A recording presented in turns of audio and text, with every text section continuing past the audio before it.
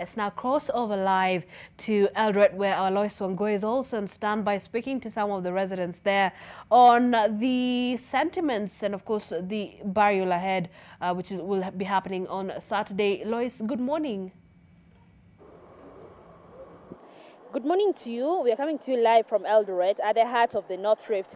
And as the country continues to mourn the departed former President Mwai Kibaki, Eldoret is also following suit.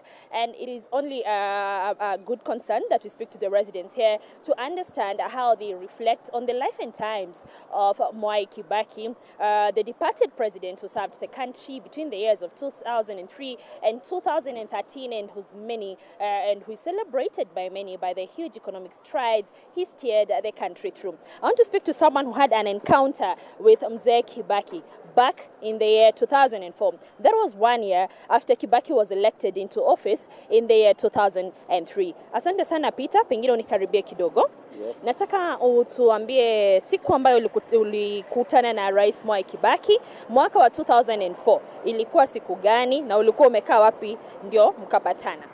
Okay, ilikuwa 2004, nilikuwa nafanya kibarua hapo karibu Race Course, ukitoka International Airport.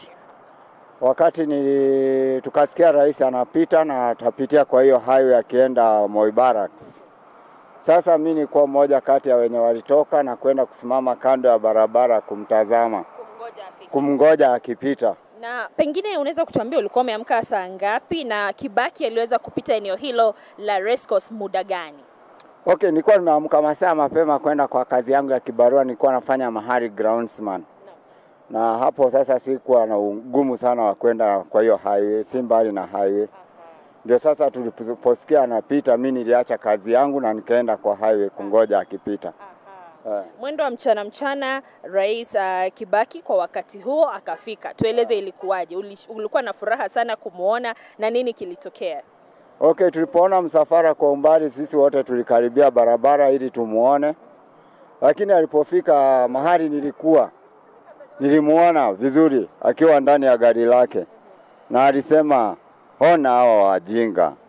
Wanasimama kando ya barabara kunitazama, badala waende kwa kazi zao."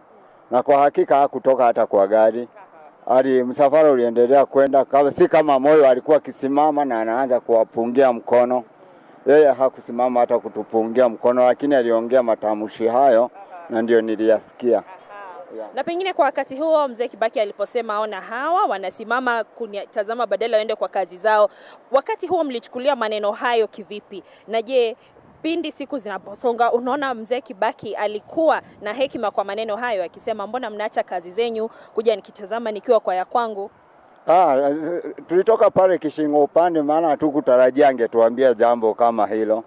Lakini tulipoenda, mimi mwenyewe nilipoenda kufikiria, niliona hata mimi nilikuwa na ujinga wa kwenda kumtazama, na nilikuwa kwa kazi, nimeacha vitu zangu na ninaenda shughuli zingine za kumtazama.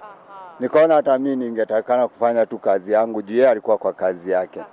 Yeah. Na kutokana na hilo, ni lipi ambalo ulijifunza kwa Mzee Mwai Kibaki, na ni lipi ambalo utazingatia kulingana na hiyo encounter ambayo ulikuwa na yeye, na pia utendakazi wake kama rais wa 3 nchini? Kwa sana alikuwa anataka tu mtu afanye shughuli, afanye kazi, hakutaka watu wa kurega-rega, ndio maana alitumia jina kurega-rega. Watu walitakana kuwa kwa kazi mara nyingi. Yeah. Asante sana Bwana Peter. Yeah. Na hauko kwa masuala ya kurega-rega, naona ulikuwa unaelekea kazini. Shukran kwa kuongea na sisi katika NTV. Okay, asante. I also want to speak to someone from a younger generation away from Peter to see if they had an encounter with the departed former President Mwai Kibaki and what their memories are of him. Hi, habari yako? Pengine we start with your names, please. Thank you. Naitwa Melvin Kipchirchir. Yes. Melvin Kipchirchir, I don't know how old you are. You look young. Did you experience the Kibaki presidency to start with? Yes, yes, I may look young, but I experienced Kibaki presidency. Right now I'm 22 years old. Okay. But first of all, I would like to send my sincere condolences to the family of the late, our 3rd president, Emilio Mwai Kibaki. The way we remember him is he was a servant leader. and he put the country's interests first. And the way he served us, we are very much thankful. Because we as the youth now, we look up to how he served the country and his traits of a leader that he was, yes. One of the areas that Mwai Kibaki really identified with the youth was matters education, and we see him introduce free primary education. Were you a beneficiary? And if not, do you know of persons around your community who are beneficiaries? And could you cite for us a story, a successful story of one person who particularly benefited from the Kibaki's administration through free primary education? Yes, free primary education came at a time when it was needed, and it came during his term. Myself, I am young, but I didn't get to use the free primary education that was available. Although I know of many success stories. For example, for some of my friends who I'm with, one of them is a Secretary General right now for a university. He went through the free primary education. And according to his experience, it was an opportunity of a lifetime. So the Kibaki's work and opportunity to produce the free primary education has helped many youth who couldn't have access. Yes. And of course, from the Kibaki's administration, we continue to borrow and learn a lot as a country. From a young person's perspective, what are some of the areas that you could pinpoint to other administrations, for instance, the Jubilee administration or the government that will be incoming, for them to look at areas where they can interact with the youth and benefit them, like Mwai Kibaki did on matters education, on matters health? For me, I remember Kibaki as he was an economist, and that's how he led our country. So as the youth, we encourage him we encourage the next group of leadership to drop from his reign and really pick up our economy, because we need our economy to improve, and the next government should really focus on that, because that's our main problem. It's affecting everyone, the old, the youth. We suffer from lack of jobs. Yes, I'm an engineer by profession, and not only did I look up to the economy, I also looked up to the infrastructural developments that President Kibaki delivered and introduced.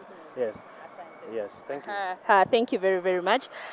Just to let you know, where we are standing is at the crossroads of at the heart of Uganda Road. This is an exit road, an exit route. This is where, when you come to Eldoret, you enter Eldoret through, and as you're exiting, you exit through the same road. So this particular spot is called Paradise, and in the year 2002, Mwai Kibaki would make a stopover across here during his campaign period. Interestingly, I was not here, I was still in school, but I learned from my other colleagues and from the residents of Uasin Gishu. When he got here, huge crowds had turned up to receive him and to see Kibaki for the very first time and listen to him as he was wooing the electorate of Uasin Gishu County. But something very interesting happened. Mwai Kibaki stood to speak, of course, from the rooftop of his SUV, and he took barely a minute. See how politicians come and they talk and talk and talk and talk, just trying to get that one vote from your pocket. Residents here tell me Mwai Kibaki just stood and said, habari yenyu watu wa Eldoret, naomba kura niwafanyie kazi. And he left. And people had really waited for that particular moment. But really, that goes to show how Mwai Kibaki would communicate to the masses when he visited the county of Uasin Gishu. Earlier, we had an encounter with Peter, who told you that Mwai Kibaki had come to Uasin Gishu again after now he was sworn into office after successfully becoming the president. And when he came, he was heading to Moi Barracks for some infrastructural developments, launch into Rivertex Company. And he also did the same. He said, angalieni hawa wananiangalia badala ya kwenda kazi. Just one sentence and straight on to his operations. Goes to tell what kind of a president Mwai Kibaki was, focused and straight to the point. We continue to speak to more residents here of Uasin Gishu as we also fish for encounters that they had with the departed former president Mwai Kibaki. But for now, I want to take you back to my colleague in Nairobi.